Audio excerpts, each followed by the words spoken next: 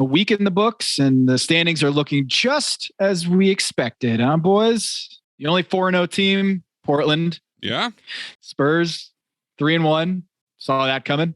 Utah beat Denver. Music to my ears. Minnesota, Pelicans. The funniest meme I've seen so far this season is they put the DJ Khaled Suffering from Success album cover, and it said, Danny Ainge right now.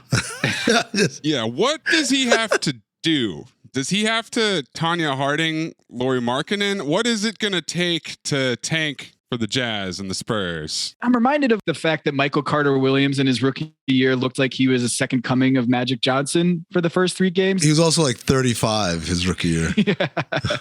The Sixers 2014 started out 3-0 and ended up with 19 wins.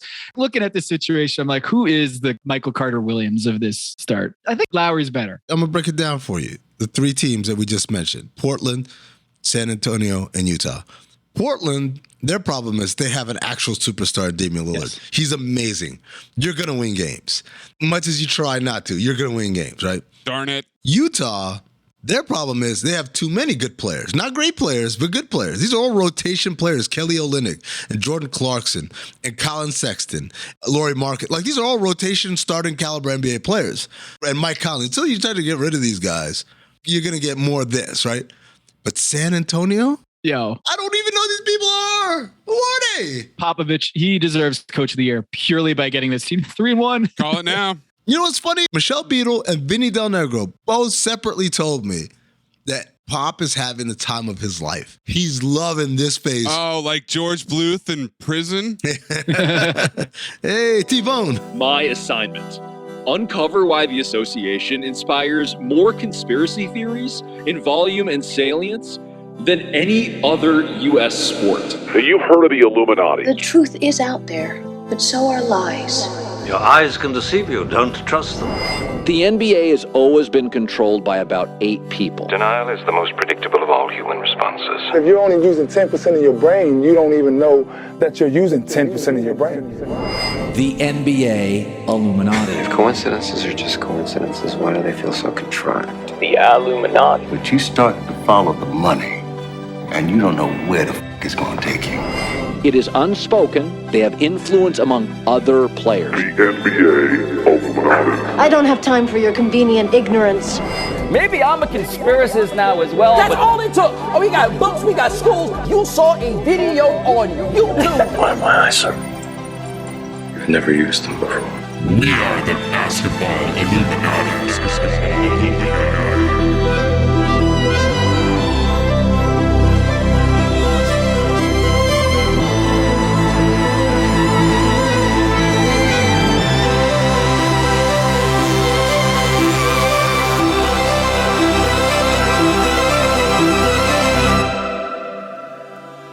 Welcome to Basketball Illuminati. I am Tom Haberstroh, and as always, I'm joined by my 5-star Illuminarmy generals, the presidents of the Illumination, Amin El-Hassan and producer Anthony Mays.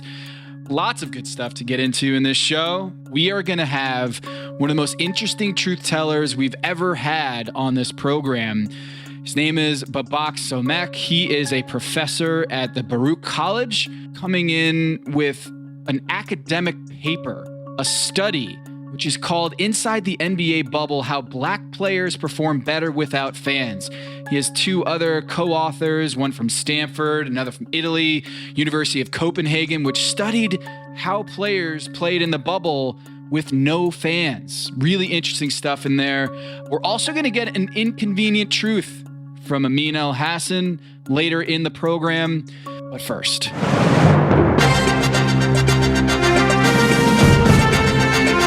you are listening to The Agenda with Tom Haberstroh and Amin El-Hassan. All right, on the agenda, the Nets, Ben Simmons thing has been a disaster. I think he's averaging 6 points a game right now. Boston's doing really well with their new head coach. Portland is off to a 4-0 start. Damian Lillard, as you mentioned, Amin, is just exploding. He's incredible.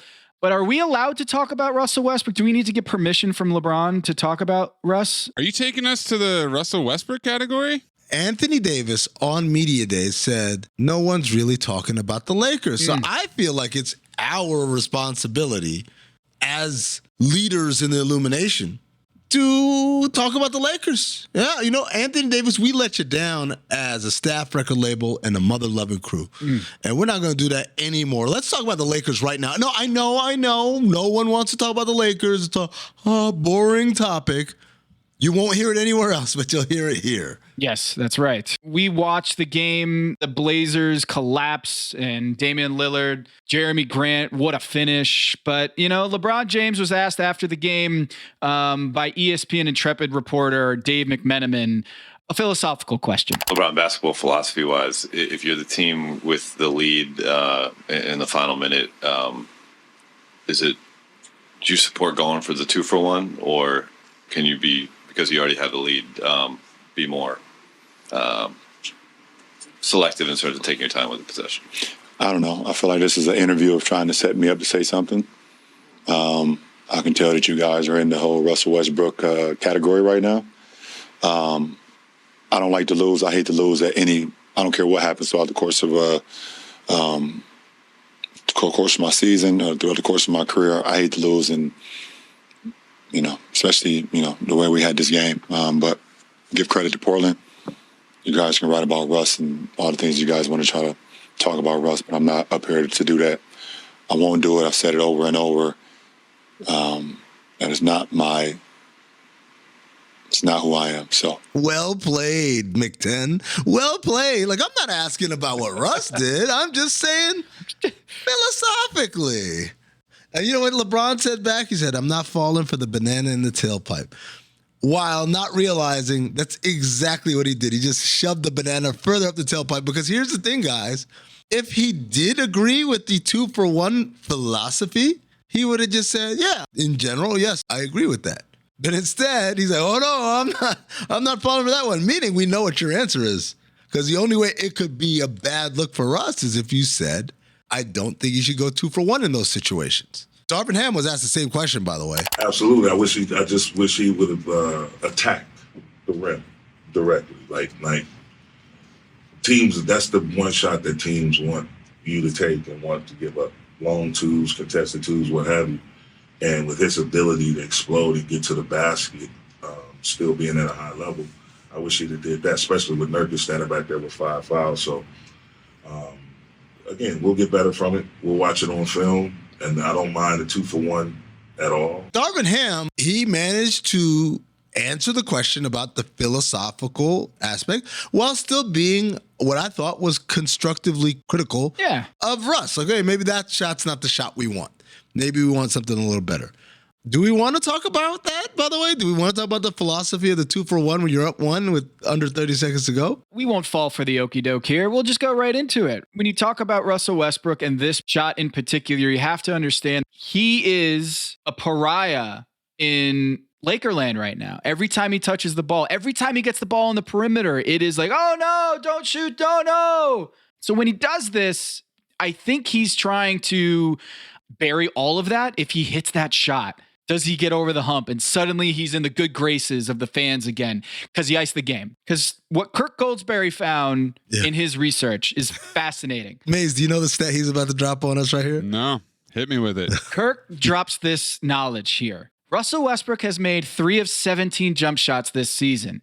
Also, he is the only player that has attempted a jump shot with under 30 seconds to go and 15 plus seconds left on the shot clock with their team up by 1 possession in the last 4 seasons. 4 years. 4 years. This has not happened. The Democrats didn't even have the majority in the House 4 years ago. My second kid wasn't even born. It's been so long. COVID was 2 years away. It's one thing if it's Steph Curry doing that, but as Kirk points out, he's the worst jump shooter in the NBA. Yeah. And Darvin Ham is right. Like, if Russell Westbrook is going to go for the 2-for-1 there, just attack the basket, get a higher percentage shot, and he didn't do that. I don't think there's any advantage to going to 2-for-1 in that situation, strategically.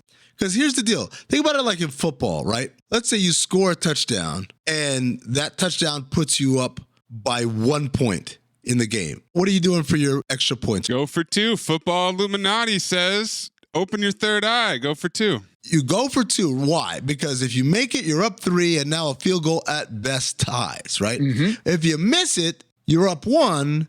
But guess what? If you had kicked the extra point, you would have been up 2, and a field goal would have beat you anyway. But Amin, are you saying that there is some sort of all-time great 3-point shooter who hits clutch shots on the other end on this Portland Blazers team? I'm saying that if you hold on to it or drive or whatever, worst case scenario, you're going to be up 1 at the end of this. You didn't get fouled, or you got fouled, you missed both free throws.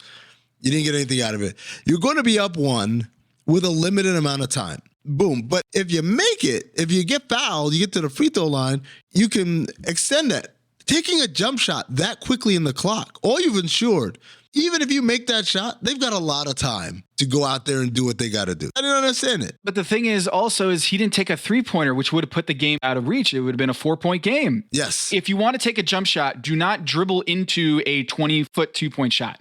You're putting the game to, at most, 3 points, and you got Damian Lillard on the other end. You're better off letting them have the ball with like 8 seconds to go. Yes. With a lot less time on the clock than you are giving them all the time in the world to devise a way to beat you. Well, this is neither here nor there, man. Let's get to the nitty gritty. Yeah, this is a lot of basketball on the court analysis. That's not what we do here. We go behind the scenes. We go behind the curtain. Yes. Pull back that curtain. Look, I think what happened here is LeBron James wanted Russell Westbrook. Last year. Once upon a time. Yeah, he wanted the deal done. And once he got the deal done, he realized, big mistake. But I can't get out of this. I can't get out of this situation. And so Genie Bus goes out and gives a 4-year extension to Rob Pelinka. The only way that Rob Pelinka is getting a contract extension with that roster is if Genie Bus knows LeBron made you do it. LeBron wanted Russell Westbrook. Your hands were tied. You made it happen. Now he's got the extension. LeBron's got the extension. And you know what? We're going to stand by you. LeBron's not great at this whole GM thing. That's how I read the situation, because you don't get that insecure about any Russell Westbrook question or a philosophical question if you weren't the guy who did it. He's made this bed and now he's got to sleep in it. And the problem is that Russell Westbrook is not only not good right now, he might be the worst player in the NBA right now. Damn. Based on the fact that he can't create an efficient shot. He's not a floor spacer. He's not a defender. That's not a good companion to LeBron James. The team is better off, LeBron's better off, and Russ is better off by just parting ways and going home. Charles Barkley sure thinks so. He took one look at Russ after an offseason of being Charles and not paying attention to this type of stuff, and he had this to say. This guy, man, I admire Russell Westbrook. They are taking his entire joy out of basketball, and it pisses me off. They took it from him. They stole it. That's rough. Does that jump shot look like they stole his joy? A lot of this is just Russ's doing, you know? Yeah, I mean, you said it yourself. That's a guy who's trying to win back everyone's love. That's why you do that. But that is based on the fact that he can't hit a jump shot, right? So he's trying to win back people's love when he doesn't have a jump shot, and yet he is still taking those jump shots. I'm saying it's an ill-advised decision to try to win back the fans with one 20-foot jump shot with 30 seconds left. Oh, yeah. I think the Lakers just need to get to the point. LeBron James wants this season to be about him. LeBron James wants this season to be about Kareem. We've talked about it before. He's going to play both sides of this thing where he doesn't want to talk about Kareem's record, but he also wants to say it's the most unbreakable record in the NBA. Yeah. I just think they're headed to a mutual decision to part ways, to have Russell Westbrook go home and we'll figure out a trade scenario. Throw some nice, juicy John Wall style quotation marks on that mutual. Stan Van Gundy, mutual decision to part ways with Stan Van Gundy in New Orleans. Like, whenever you see mutual decision, just know that that's probably not true. Great story from Sam Amick in The Athletic, an interview with John Wall, where John Wall was like, yeah, that Houston deal, I wanted to play. That was not mutually agreed upon. And I feel like we're headed down that road, Amin, with Russell Westbrook, is that the Lakers don't want to give up that 27 and that 29 pick in exchange for Russell Westbrook's contract. I just don't know how they're going to get any value back. Can you send Russell Westbrook to Utah and get Mike Conley or get Jordan Clarkson or both without putting both of those picks into the deal? I don't think you can. Maybe if the Jazz win a couple more games, Danny will pull that trigger finger a little early, because Lakers are 0-3, so clearly Russ is the key to tanking. Here's some stats for you. Russell Westbrook on the floor. LeBron James is scoring 22 points per 75 possessions. 22. With Russ off the floor, that goes from 22 to 29. LeBron James's usage rate without Russ on the floor is 36. That would be third in the NBA behind Joel Embiid and Ja Morant. With Russell Westbrook on the floor, his usage rate goes from 36% of possessions to 25. Yikes. Julius Randle-esque. It's not working with Russ. And at least if you have Russ off the bench or not playing at all, LeBron James could actually be himself again and go for that record. No. You can't put Russ on the bench. Yeah, that's how he hurt his hamstring, Tom. Don't you remember? Over, I think, 1,000+ regular season games as a starter. Yeah. Do you think having to change a routine and stuff like that could have played any role in feeling something a little different? Absolutely. I've been doing the same thing for 14 years straight. Honestly, I didn't even know what to do pregame. You know what, Tom? I think I figured it out. It's probably the fans' fault. Fans? I think Crypto.com Arena should ban fans, and that'll fix Russell Westbrook's jumper. What makes you say that, Maze? I read this paper. Show your work. I didn't do my own research, but I found some research that was done by professors. This is serious stuff. Wait a second. Are they credentialed by some wackadoo university somewhere that you've never heard of? Credentials are a sensitive subject right now. I mean, we're not going to get into that. But yes, these are legit professors. This is serious business. And I think we just need to hear from him himself. Let's bring on Babak Somek, our truth teller this week. Can't wait to hear what Babak says. His paper he co-authored is called Inside the NBA Bubble, How Black Players Perform Better Without Fans. Hello, listener. It's producer Maze here to talk to you about Kindred. Now close your eyes like Owen Wilson during a job interview and imagine a way to travel that feels personal, comfortable, and connected without the price tags and the sterile feelings of hotels or short-term rentals. Now open your eyes and stop using your imagination because Kindred has made it very real. That's exactly what they do. Kindred is a members-only home swapping network. It's not a hotel. It's not a short-term rental. It's a smarter way to travel where each stay feels like home. Here's how it works. With Kindred, your home is your ticket. You earn credits by hosting fellow Kindred members, and then you use those credits to stay in over 220,000 homes in more than 100 cities worldwide. There are no hotel costs or rental fees, just the credits that you've earned. Every stay comes with white glove service, 24/7 trip support, and $100,000 in host protection. Make it easier for you to travel and enjoy yourself and not worry about details. I've used Kindred and I found an amazing home for a weekend getaway in an idyllic location with amazing views and great ambiance. It had everything I needed. And the best part was, it cost me $0. So apply now at livekindred.com and use code DINGS to join for free.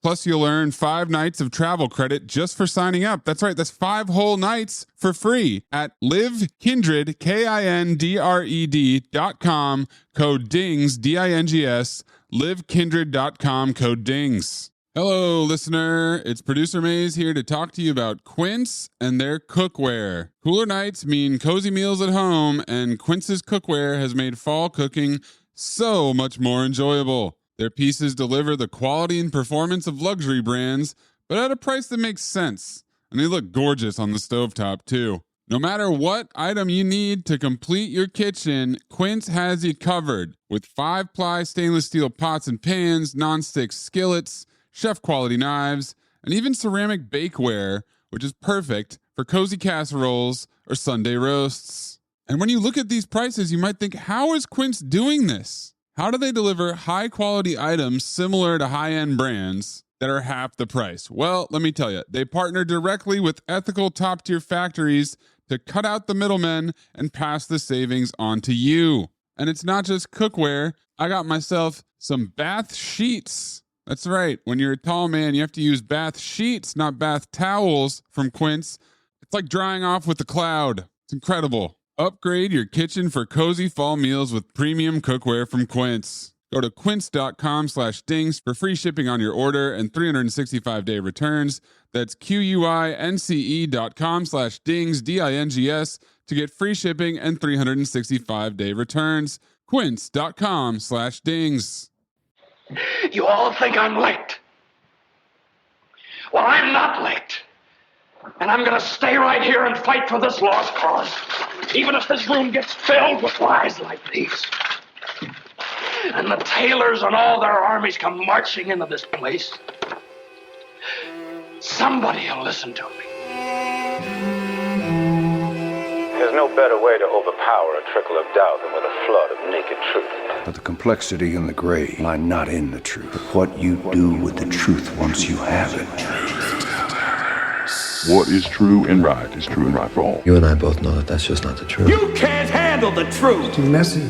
Keeps them up nights. I'm here because in the end, the truth is worth the risk. Speak a little truth and people lose their minds. I'm a grown man. You can tell me the truth. Why is it people who want the truth never believe it when they hear it? So you know what I'm going to do? I'm going to do something really outrageous. I'm going to tell the truth. All right, this is a very special truth teller episode. We have someone who's smarter than the three of us, Maze, Amin, and I combined. You're in academia. Not a feat. That's not something that'll go home touting at the top of your lungs. I'm smarter than the three of them combined. Babak Somek, you've just got back from 15 years abroad. You're back in the United States.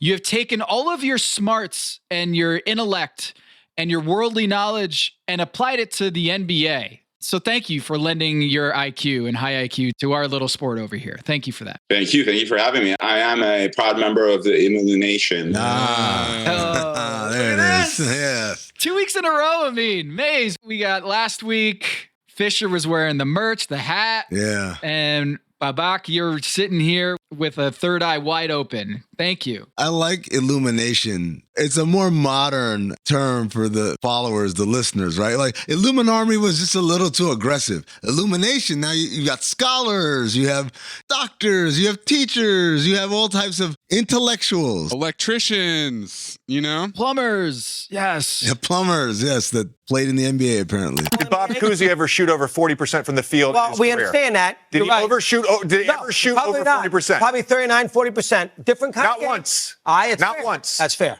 He also had 29 assists in an NBA game. Oh, well, you know, he was being guarded by plumbers and firemen. Oh, come on. That is true. That is true. Here is the paper that you have published on the internets that I had a chance to read and have so much interesting questions, or at least I hope they're interesting questions about this. It's called Inside the NBA Bubble, How Black Players Perform Better Without Fans. And you co-authored this paper with two other of your pals.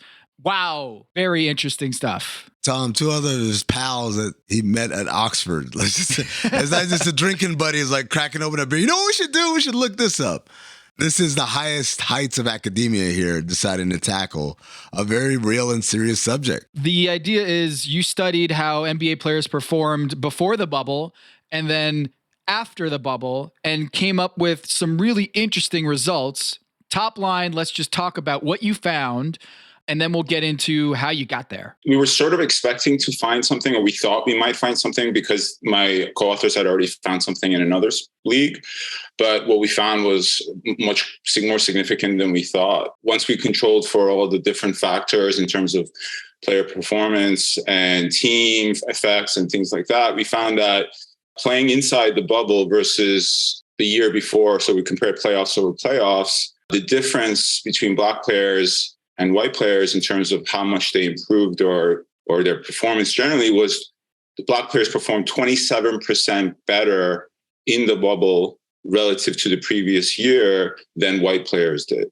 And we found out that to be very significant. We did it by measuring both in terms of game score, which is a measure of overall performance, as well as PER. Using both measures, we found the same significant effect. And it was much more significant and large in terms of 27%. It was much larger than we expected. So you're not saying that black players in general are better than white players or better in the bubble. You're just saying they improve their performance at a higher rate than their white counterparts? All we were looking at is the difference between their performance in the playoff in 2019 versus their performance in the playoffs in the bubble in 2020. We looked at all players. Generally, we found that performance was a little bit worse in the bubble. Right. But we found that Black players, they performed 27% better than the white players when we looked at the difference in terms of their performance, if that makes sense. I think that was the part I was most confused, because the data shows a decrease in game score from the prior playoffs to the bubble playoffs, but the performance of Black players showed an improvement. And given that obviously the majority of the population are Black players, how do you get an overall decrease if the majority of the players have improved their performance? Yeah, it's a great question. So our 27% impact is after we control for other factors, age of players, other factors that might impact general performance of players that's not to do with the bubble itself. And so if you just look at the raw data, the overall performance in game score may have gone down by just 2%. But this is such a small number in terms of the actual variation in game score from year to year that 2% just could be randomness. But once we control for the other factors like quality of the players in the league or the quality of other factors, we found this differential. Did you guys differentiate at all in terms of country of origin?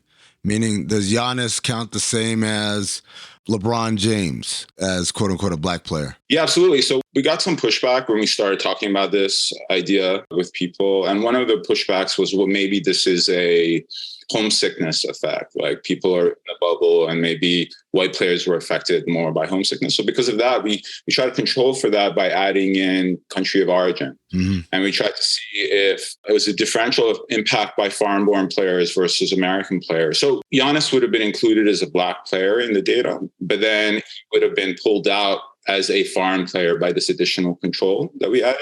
And it didn't impact our results. This is a pretty big headline, right? Is that there is a racial difference between the performance of players based on the fans, based on whether there are, as you note in your paper, that predominantly white fans in the audience with a predominantly Black player pool. This is got implications across sports, across workplaces, across societies. So how did you get into this paper? Like, how did you come up with the idea to study the impact on a basketball court? In terms of the impact, it's consequential for any sort of labor situation. Anytime people are working in an office, if this is a factor that impacts performance because of the sense of feeling discriminated against, or, I think this could be a labor type paper. But anyway, that's partially how we got to it, because my co-author, Paolo Falco, and Mauro, who have written papers together, Mauro Caselli, the two of them do a lot of work on labor, while my research has been generally about inequality and finance.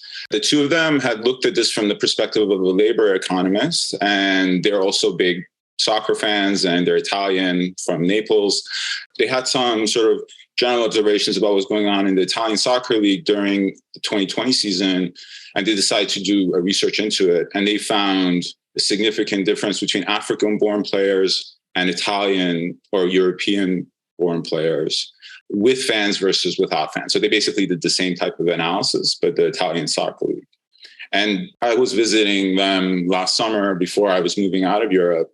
And we started talking about this. And for me, it was like, oh my God, this is such an amazing idea to take advantage of the bubble or a fans without fans to look at a very important question. And I thought for me, the NBA was the number one choice to look at this because, like you said, it's a very special type of league. And my co-authors push back. They're like, what do you mean the NBA is mostly Black players? So why would this exist if they're generally surrounded by other Black teammates? But I was like, well, racism, in my perception, that would even make it worse because you're predominantly Black players performing for a predominantly white audience. And then obviously I've been aware of what happened with Donald Sterling, what we saw recently with Margaret Sarver in Phoenix. And I had heard about what happened to Trae Young and some of the other instances. But then once we started looking into other instances, I mean, there's so many cases of definitely overt racism when people call players boy from the stands, and also what could be seen as racist behavior. And so The NBA just seemed like a perfect experiment. And on top of that, NBA is a sport where the fans are right on top of the players. Yeah. They can reach out and touch the players. Yeah. Yeah. Exactly. And in soccer, there's a big separation and there's a lot of security. I mean, the next sport I would like to look at would be potentially the NFL, because that would be a sport where there's a lot of reasons. Maybe, obviously, the racism still exists, and maybe it's even more strong. But the skill set or the mentality for NFL is different from basketball. So it would be interesting to see if the effect. One of the things I found very interesting in the paper was the idea that among black players, the group that was most impacted by this was actually the stars. The stars experienced the biggest gap between outside the bubble and inside the bubble. First of all, how surprised were you to find that? And then when your co-authors did their study in Italian soccer, was that similarly observed, where the star players were more impacted than regular or role players? That's a great question. To answer your second one, to be honest, I'm not sure. I don't think they did, because I don't remember it, but I'm not 100% sure that they found the same thing. But we were very surprised. It made us even more confident in the results we were seeing. So we found the effect when we separated players into the top 50% by game score and lower 50% by game score. We also used the previous year's measures of them, we used their income. So we had different ways of trying to categorize players by being top versus bottom. Mm-hmm. When we separated them into two groups, we found the effect was stronger for the top group. And that was really surprising for many reasons. One is that it goes completely against, again, one of the other narratives that we haven't included in our paper, because the narrative itself, I think it comes off as being racist, but this idea of the choking effect is that, and this is sort of in the literature as well, which is people are performing differently under pressure. We check this in many ways, but this result confirmed our view that it's not a factor here, is that a lot of the literature shows that top players tends to be the ones who are not impacted by the pressure. And so the fact that the top players' effect was even stronger than overall suggests that this was something beyond just the pressure of the game. The other thing that I found interesting was, I'm looking at page 12 here, the performance of black players inside the bubble improves the most when they play against teams from the Northeast and the South of the United States, where racist attitudes are most prevalent, according to a paper that you cited from 2015, and where anecdotal evidence suggests that episodes of abuse in NBA games have been more prominent. Whoa! There's a lot of people in Boston saying, what? That's not true at all. As a Northeasterner myself, I'm getting a little defensive. Wait, there's got to be something wrong with the data there. No. I'm a Knicks fan, and I'm a New Yorker as well. And this definitely went against my impression of what I would have thought, except that a lot of the anecdotal evidence that we cite are from Boston, as well as New York. Mm-hmm. That paper that we quote is, I believe, a Pew Research survey. And so it's based on a survey of the population. And they found that racist sentiments were stronger in the Northeast and in the South. The paper used large-scale data from Google searches to rank U.S. states by prevalence of racist attitudes. First of all, I didn't even know that study existed, much less that it's been peer-reviewed and verified and now using as a bedrock for further study.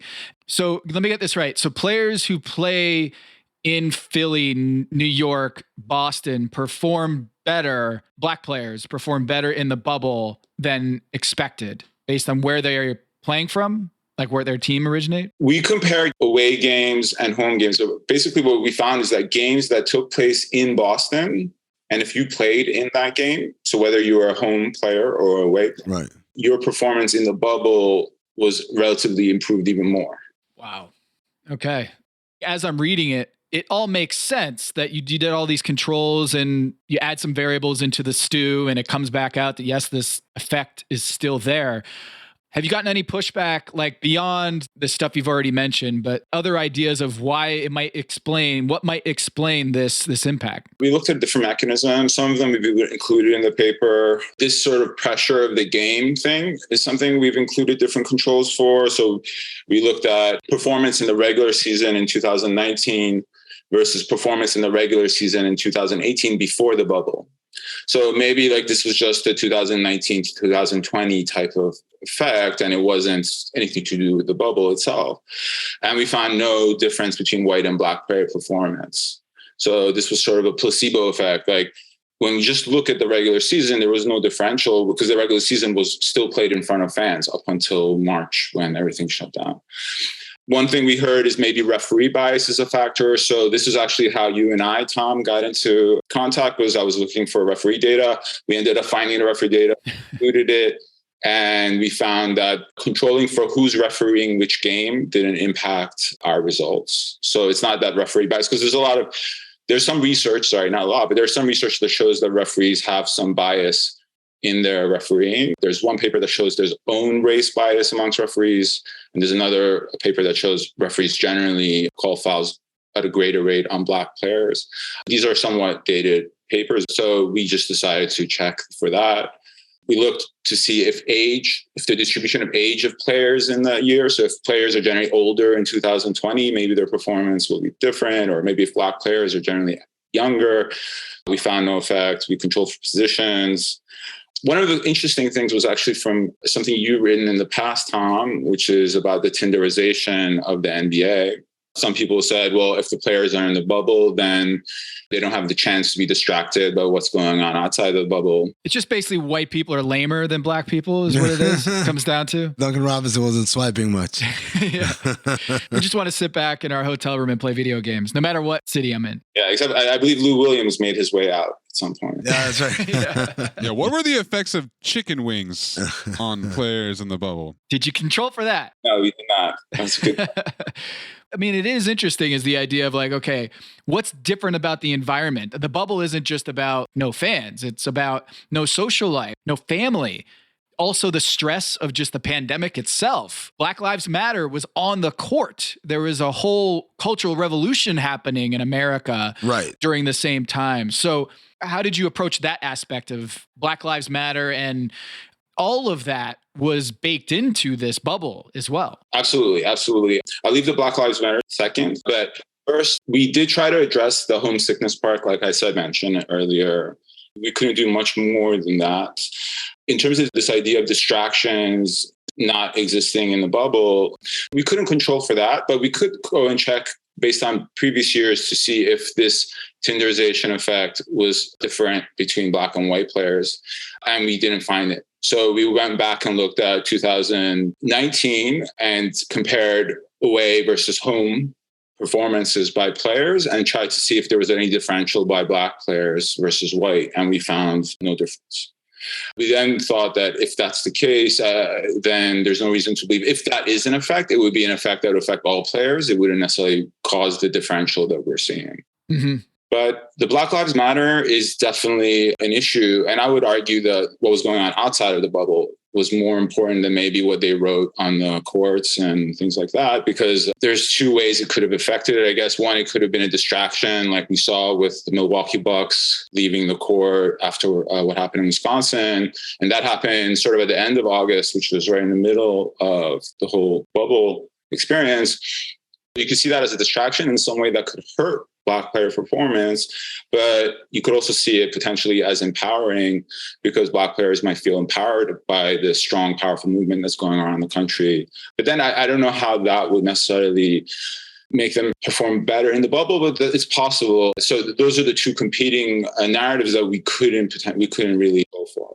How could you guys have done this study without the assistance of the bubble? Or is it even possible to have done a study of this nature without having that drastic of a circumstance to control for the variable of fan versus no fan? So one other approach we could have thought about, but it's a bit more tricky, is to look at the following season, which was the 2020-2021 season, where for half the season, everyone was in their state arenas, but for half the season, there were no fans. Yep. And then fans were sort of loosely back in. But we would still have somewhat of an issue there because it's hard to compare within a regular season to itself. Because as you guys know, the NBA season goes through various ups and downs and different reasons why players might not play as hard. And then comparing the playoffs versus the regular season wouldn't necessarily be good. So the only approach using the 2020-2021 season would be to split it into like before and after fans were allowed and then compare. But then we would still have that problem of why would their performance be the same before and after? It might not be for other reasons. Another idea would be to potentially just add in audience numbers, like attendance numbers. And we actually control for attendance in our paper. And still our results of bubble versus non-bubble still comes out. But yeah, to be honest, I think this is as good as it might get in terms of trying to answer this type of question. I was just saying that we had Jake Fisher last week, but he wasn't last week. He was 2 weeks ago.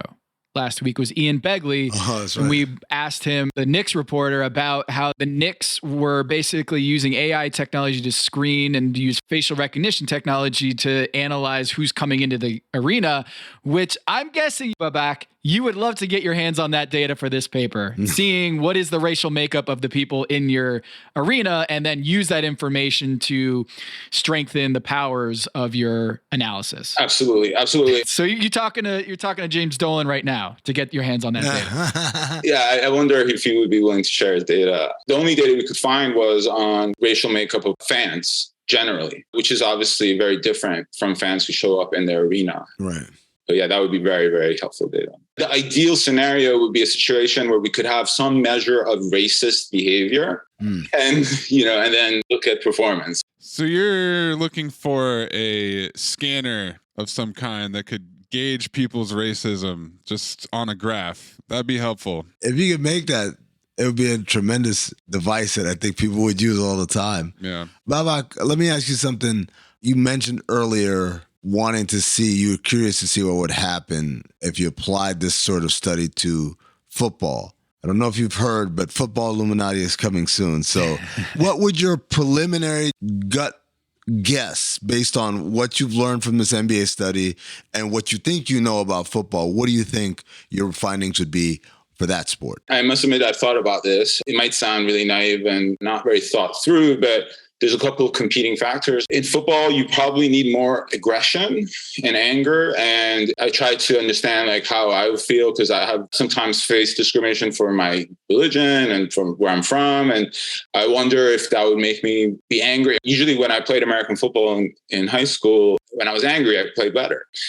And when I didn't think, I played better. And so I wonder if that would compete with the other side of football, which I think requires a huge amount of understanding of a very complicated system of plays, which would require you to be very much on the ball in that sense. So I'm not clear. It almost feels like it might have the opposite effect, right? That the presence of this tension from the stands actually sharpens the resolve of the football player and makes them play harder, because there is kind of stakes on the line or what have you. Whereas where basketball, the aggression levels are lower, it just manifests itself as a stress that takes away from performance. What do you think, Tom? I was thinking as you're talking, also the mask, and you're not as transparent to the audience. So you're almost kind of shielding your identity more than an NBA player who you see in the flesh. You see them, you can see their facial reactions, so you can't hide. Whereas in football, you're literally masked.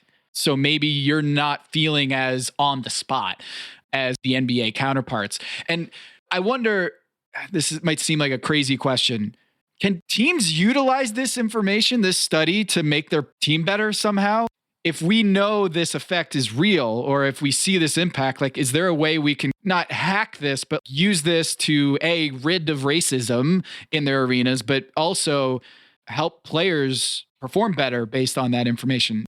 I know this is something that goes across all of society, the import of this study, but I wonder if there's a way that if a coach read this, or a GM or an owner read this and said oh, we should do something about this. Absolutely. I believe it was, I listen to you guys regularly, and I think you guys were recently talking about how once it hits the money, then we see action when it starts hitting the bottom line. But our paper says that it's hitting the bottom line. It's hitting the bottom line in a really serious way. 27% is a significant performance differential, particularly if it's amongst the top players.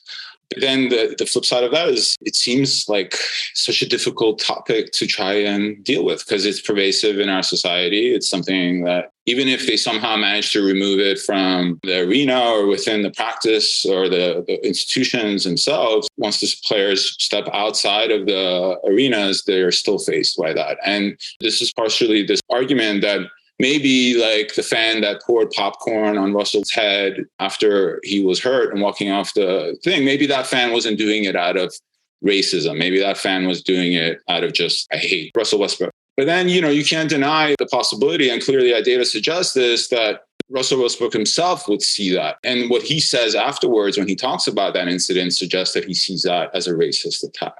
So it suggests that how the players feel isn't necessarily just about what the fans are doing, although the fans are clearly, at least some of the time, doing it out of racist. And we see that by what they're saying and who they're targeting, but just also there's this latent effect that comes just from being more sensitive to that type of behavior. So you mentioned earlier that you're trying to get this paper published in an academic journal. What are the steps? What more do you need to do in order to strengthen this argument, in order for it to be published? Or does it need to be strengthened? Is it just a matter of opinion at some point of the editors of the journal? It's a lot about matter of opinion. Paulo and Mauro are more successful publications than I, but all three of us have publications. Are there publication stats like that Mauro is, he's the LeBron of getting his papers? Leading the league. And He's definitely not the LeBron, but he's the LeBron of the three of us. I'm more focused on teaching now. I do some research. I had a publication last year, but they're a lot more active in terms of academic research. So we did this submission to this top journal already because we wanted to get feedback to see what the referees say we would need to do. And the referees are like the judges of these papers? Exactly. So these are other academics who... I'm just imagining Scott Foster like reading your paper and saying, no good. These are sort of very successful, high, top of their field academics whose job it is to read our papers blindly without knowing who we are. And then they decide if they think the paper is good or not. But obviously their own subjective view of the paper is going to impact it, whether or not they've seen it. So that's why we put it out on Twitter. We're trying to get it pushed out there. If you guys could tweet it out, that would be great. But they are also ultimately, they're interested in the strengths of the paper, how well we do a good job in showing what we're arguing is the factors and how well we can connect those things. The referees will then decide, based on reading the paper, if they like it or not, if they think it could be publishable, if they think it's publishable at their journal. So we're starting at the very top of the journals now. They will then probably give us some feedback and say, you need to fix this, this, and that, and then eventually get published. If they don't think it's publishable, they'll say, okay, we don't think it's publishable because you need to do this, this, and that. So either we're going to get some sort of feedback about what they think we need to do to strengthen the paper. And we won't know until then, but we have some things that we have in our back pocket that we're keeping in, but we didn't put in the paper in case they ask for it. Ooh, some new research up your sleeve that you're waiting to bust out. Can we get a preview or just a taste? It's much more boring than that. It's controls. Oh, you didn't control for this thing. And you're like, oh yeah, well, bam. Yeah, exactly, yeah. From inception to publication, how long was that process for you? This was actually an amazingly fast because the three of us worked really well together. We found this paper to be very compelling. I'm a huge NBA nerd. I also listen to every one of the spin-offs of the Hoop Collective, including Big Waz on the weekend. Hey, for the listeners who are wondering, yes, we created that. I don't know if people even remember that, but yes, we invented that. So last summer I was with them and they brought up this paper that they did on the soccer league. And I was like, we have to do the NBA. I want to be involved. Please, please, please. And my dream was to get this paper retweeted by LeBron, which doesn't look like. Well, we still got time. At least you said retweeted and not read by LeBron. He'd read the first page. He'd read the first page. Give a nice thumbs up he endorsement. might get to the abstract. Do you think LeBron would want this paper? I mean, would a player like LeBron find this paper to be something that he doesn't like to see? Like, I don't know. I think it's competing interests for him. On the one hand, it'd be nice to say, yeah, see, look what we have to put up with. Particularly on this high-end level of performers, we put up with it more than anyone. On the other hand, he probably wouldn't be thrilled to have yet another thing for people to say, see, their championship was won because they didn't have to deal with racism like Michael Jordan and Kobe Bryant. Yeah, that's a great point. The quote from LeBron was amazing because it captured exactly what we were talking about how he hears it and he just puts it aside and tries to go on. But our data suggests that it still impacts him. I just want to finish answering Amin's question about how long it took. From last summer, after I said we have to do this, we didn't really do anything about it until this summer when Mauro was here with his wife and daughter staying with us. And we downloaded all the data. then. And then in mid-August, after we had done some analysis and Mauro had found that this is real and it's there, we brought in Paolo in mid-August, and within a month we had written a paper, which is a really, really fast process for something like this. And we were very, very happy with how it's turned out. Did you ever think that this fandom of True Hoop TV and True Hoop podcast and the Hoop Collective would ever parlay yourself onto the podcast? Never. I never thought. I mean, to be honest, like the whole coming back to the US is in some ways happening in a way that I didn't necessarily perceive it happening. To get a job at Baruch, which is part of the CUNY system, and I get to teach amazing students. They're like half of my students are the first in their families to go to university. And I get to do it in my hometown in New York. And then to like write this paper with two of my closest friends about a topic I really, in so many ways, find important. And then to that results me sitting here and talking to you guys. I mean, it's all really unbelievable. So I'm very, very appreciative of that. Well, listen, as you know, being a member of the Illumination, the world works in mysterious ways. Sometimes we can't see it at first, how it's all happening and the alchemy of happenstance. It's not happenstance. Tom, it's happening right in front of everybody's nose. It's right there. Nobody picked up. Like, that's the craziest thing about it. This is exactly what Basketball Illuminati is about. This is about uncovering things that we're all looking at. It's not like this was hidden. It was right in front of our eyes. And we have all these instances, high-profile instances, and yet you bring out a title like this, and for some people, it's shocking, but the reality is the truth is never shocking. It's just exactly what it is. Inside the NBA bubble, how black players perform better without fans. Thank you again to Babak Somek for joining us and educating us and making us smarter. Thank you for having me, guys. It's been a lot of fun. Thank you for enlightening us. Illuminating us. That's right. At BABAKSOMEKH. I don't know if you wanted me to shout out your Twitter, but there it is. If you want to follow him and read more of this work, super fascinating. Thanks so much for joining us. It takes time to connect the dots. I know that. But also, I know that there could be a day of reckoning when you wish you connected the dots more quick.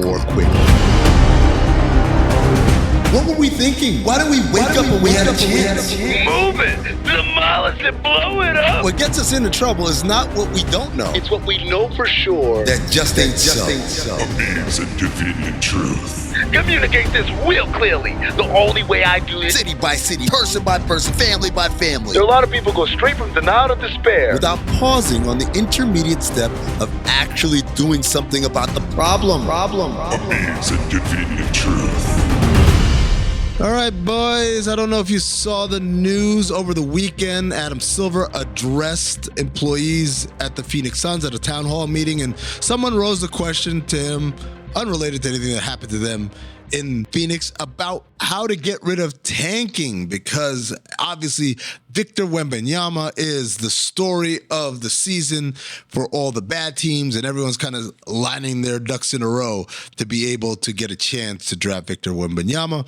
As a result, Commissioner Silver said that basically this was going to be something that would be addressed by the league. He kind of hinted at maybe even thinking about something like relegation. Well, Monday he goes on NBA Today on ESPN, and he got to backtrack a little bit. He says, I can't say I was deadly serious about relegation because we don't have the same system as European soccer, and it would make no sense to send an NBA team to the G League or G League team to the NBA. But obviously that is how other leagues deal with situations like this, where they force teams to stay competitive because of the consequences of finishing at the bottom of the league are dramatically detrimental to the health of the team. Adam. First of all, if you want to do relegation in the NBA, and this isn't even the point of my rant, ladies and gentlemen, you don't do it NBA team to G League or G League promoted up to the NBA. That doesn't make sense. You know why? Because most of those teams are owned/operated by NBA clubs. In other words, imagine if the Lakers, who are winless as of this recording, were relegated down and the South Bay Lakers were promoted. What do you think is going to happen?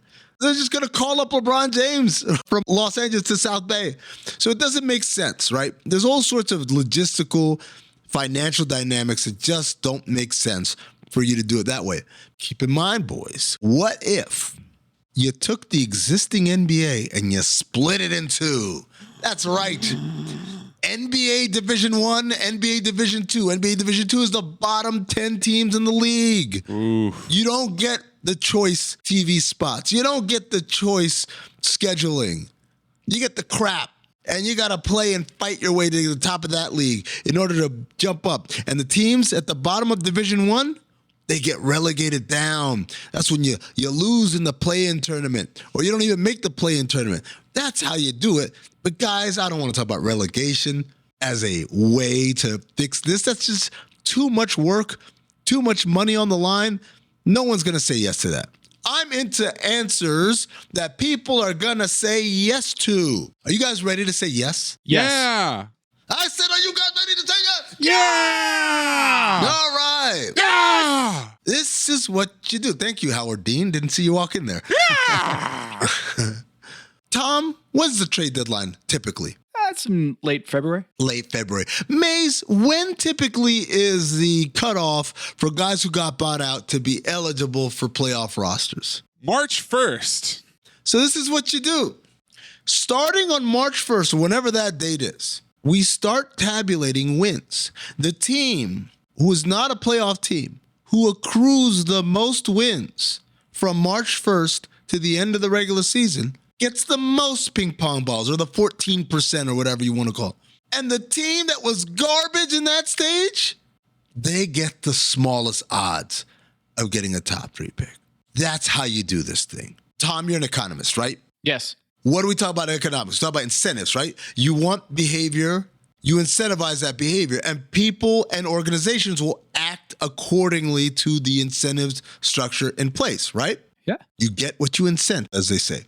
In basketball, the incentive is to have a star player. Star players equals the best chance of building a stable, consistently good franchise. That's right. So how do I get a star player? You can get one in the draft, you can get one in free agency, and you can trade for one. If you trade for a star player, you got to deal with the team that already has them, what they want, right? I got to give up a whole lot of stuff, and they've got to want to give it to me. They might have other trade partners out there that they either get more from or just feel more comfortable dealing with. It's the Carmelo Anthony problem. Like, if you're going to trade for Carmelo Anthony, the Knicks are going to have to give up all their good players. Right. Option 2 is to sign him.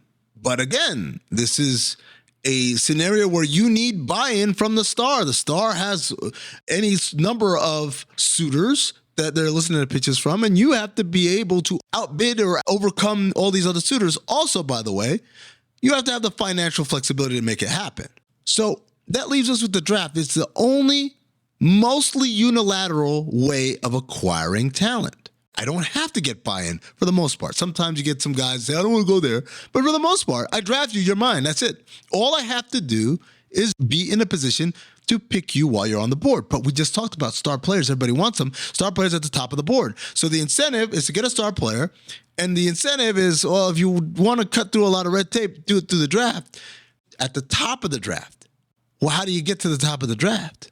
By losing.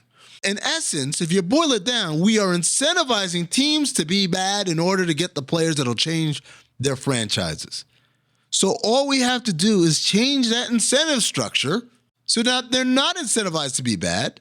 They're incentivized to be the best versions of themselves. Now, the reason why we want the good players to go there is because we want a league where every team has a chance to win. So I'm not saying give the NBA champ the number 1 pick. I'm saying let's take those teams that are the worst in the league, but give them an incentive for past March through the end of April to play like they actually mean it and not to sell out and not to find mystery diseases to give their players. Oh, he's got schistophysiasis. That's the worst. I had that in 3rd grade. Awful. You got it, and you got it hard, right? Still haven't recovered. Let's get away from that. Let's incentivize them to try to be the best versions of themselves.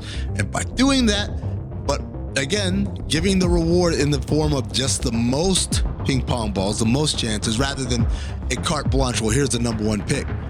Now you've got something that's going to reward teams to be competitive even after their seasons are quote unquote over. My name's Amin Hassan, and that's the Inconvenient Truth.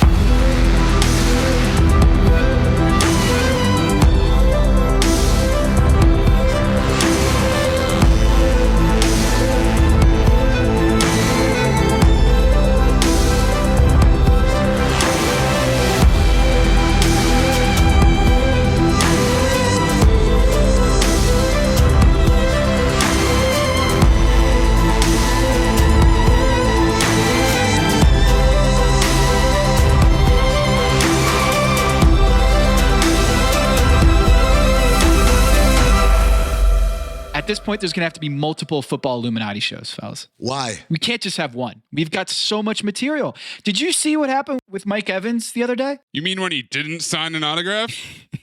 Yeah, he obviously did, except the NFL says he didn't. No, he didn't. They said he didn't.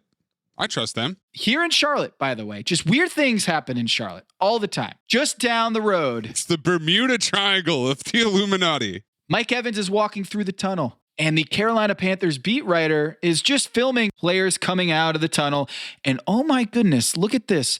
The officials, they're walking off with the players, and Mike Evans just la-di-da walking through the tunnel. La-di-da. Is flagged by a ref. They threw the flag. Nope, they flagged him down and said, hey, Mikey, can you come over here and sign this? Like a couple of highway cops. And two officials go up to Mike Evans, and Mike Evans looks down. He grabs a little pen or something that the official gives him, and he signs something. We don't know what. Well, I mean, if it's highway cops, it's not an admission of guilt. That's true. It's just acknowledging you received it. Yeah. And then you spend the night in jail. Now, Tom, so I'm watching the video right now. Yeah. He's signing something. Are you telling me the NFL saying that this is not an autograph? This is what the NFL put out a statement on Tuesday, sending it to footballzebras.com, which is a site that covers the NFL officials. After speaking with the individuals involved, we have confirmed that the post-game interaction between Jeff Lamberth, Trip Sutter, and Mike Evans did not involve a request by the game officials for an autograph. This is really interesting wording here. Did not involve a request by the game officials for an autograph. Next statement. Both Lamberth and Sutter have been reminded of the importance of avoiding even the appearance of impropriety when interacting with players, coaches, and club staff on game day, including during the pregame and postgame time periods. There is a statement right here that says nothing to see here, just the appearance of impropriety, okay? If you keep your third eye open, though, no telling what you're going to see. Football Illuminati coming soon.